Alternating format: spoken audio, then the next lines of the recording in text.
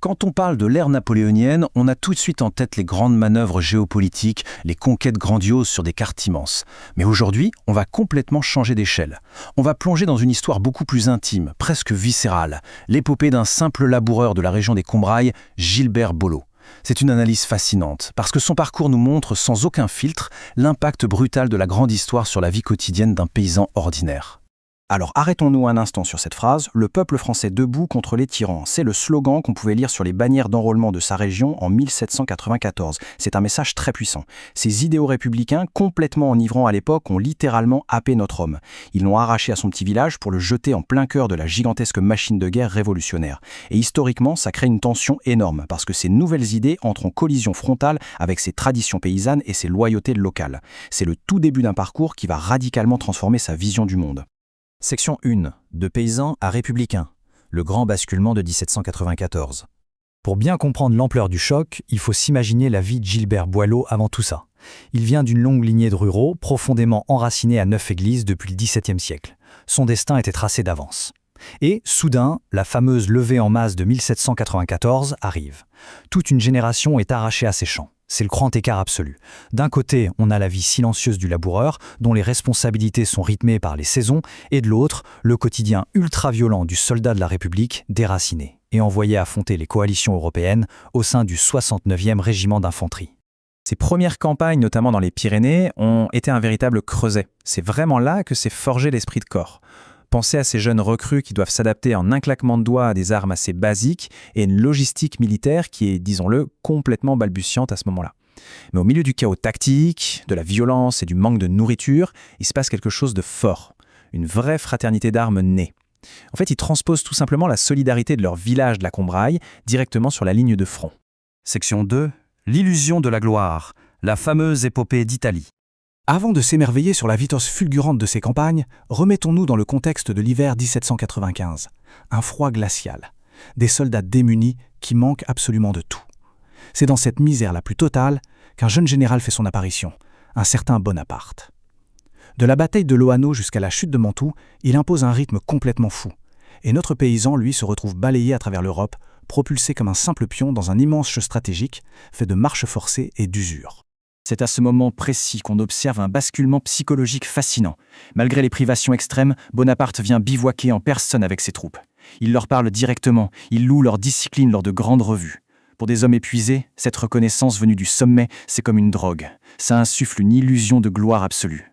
L'ancien laboureur voit sa loyauté traditionnelle envers sa terre natale se superposer, voire s'effacer, au profit d'une dévotion quasi mystique envers ce chef charismatique. Section 3. Le calvaire oriental. La descente aux enfers en Égypte et en Syrie. À partir de juin 1798, fini les victoires éclatantes en Europe. L'expédition d'Orient marque un tournant brutal, la fin des illusions face à une lutte implacable pour la survie. Imaginez l'ambition démesurée de cette vaste armada française qui t'en gêne. C'est majestueux sur le papier, mais pour les soldats entassés à bord, c'est suffocant. Ces terriens, ces montagnards se retrouvent pris au piège sur des navires, otages d'une logistique militaire cruellement inadaptée au transport naval de milliers de fantassins. Une fois le pied posé sur le sable égyptien, le choc est total. La marche vers le Caire impose une chaleur accablante. Fini la guerre conventionnelle de l'Europe, il faut s'adapter à des tactiques asymétriques, à des patrouilles incessantes pour éviter l'insurrection locale. Mais le véritable cauchemar, le nouvel ennemi de taille, ce ne sont pas les armes, ce sont les épidémies. Dans cet environnement hostile, les enjeux de survie sanitaire deviennent bien plus pressants que les affrontements militaires eux-mêmes. Et c'est là que les grandes statistiques militaires prennent un visage profondément humain, ancré dans le territoire. Les amis d'enfance de Boulot, ses camarades des villages voisins, tombent les uns après les autres. Joseph Riboulet est tué au combat. Antoine Champommier est emporté par la peste qui ravage les hôpitaux de fortune. Pierre-Olivier, lui, reçoit un violent coup de baïonnette. Ces pertes déciment impitoyablement l'esprit de corps qu'ils avaient réussi à forger. L'horreur atteint son paroxysme lors de moments comme le terrible siège de Saint-Jean d'Acre. Les conditions de vie y sont d'une brutalité indescriptible. Le manque d'eau potable tenaille tout le monde, la guerre de tranchées est rendue suffocante par la chaleur, l'odeur de la poudre noire se mêle à celle de la maladie, c'est insoutenable. Et le destin s'acharne avec une ironie cruelle sur son ami Pierre-Olivier. Lors de la bataille d'Aboukir, il se prend un coup de feu exactement dans cette même jambe gauche déjà meurtrie. Le quotidien des grognards, si loin de leur terre natale, n'est fait que d'agonie. Section 4. Un corps épuisé. Le congé absolu de 1807. Avance rapide. Après l'évacuation d'Alexandrie et le retour sur le sol européen, Attardons-nous sur les conséquences physiques et psychologiques de cette épopée. 13 années de service ininterrompu, 3 continents traversés. L'évolution de la machine de guerre a tout simplement brisé les organismes. Les maladies chroniques et les douleurs persistantes forcent finalement Boileau à prendre un congé absolu pour infirmité en 1807. Le fossé est béant entre l'idéalisme républicain des débuts et la réalité de ce vétéran usé, complètement recraché par l'armée. Section 5. L'outil de la propagande. Le fameux décret de 1810. Nous sommes en 1810, à l'apogée de l'Empire. Napoléon s'apprête à épouser l'archiduchesse Marie-Louise et, pour masquer les cicatrices d'une nation au bord de l'épuisement, le régime a besoin d'une grande opération de communication. Cette manœuvre politique s'incarne dans ce chiffre. 6 000.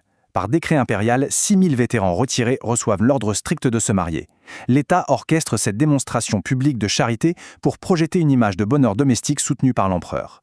Alors oui, l'Empire fournit une dot de 600 francs. Et on ne va pas se mentir, pour les familles de la Combraille, ça représente de sacrées retombées économiques. Mais cette aide s'accompagne d'une injonction brutale. L'union entre Gilbert Boileau et Marie Jay est organisée de toutes pièces par l'administration. Cet arrangement forcé bouleverse totalement la cellule familiale paysanne.